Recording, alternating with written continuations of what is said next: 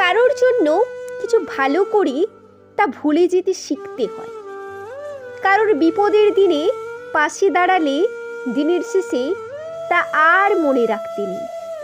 কাউকে সাহায্য করে দিকভ্রান্ত পথিককে পথ দেখিয়ে দিয়ে, কারো অন্ধকারে আলো জ্বালিয়ে দিয়ে, কারো চোখের জলে রুমাল হয়ে গিয়ে, কারো বিমর্ষ বিকেলে কাঁধ হয়ে গিয়ে, কারো জমে থাকা কথার নীরব শ্রোতা হয়ে গিয়ে বুকের মধ্যে প্রত্যাশার জন্ম দিতে নেই, দিয়ে ফেললি বিপদ। প্রত্যাশা এমন এক বিপজ্জনক অনুভূতি যা মানুষকে আফসোস করতে, কষ্ট পেতে বাধ্য করায়। আমি ওর জন্য অত কিছু করেছিলাম, ও আমার জন্য এইটুকু করতে পারল না।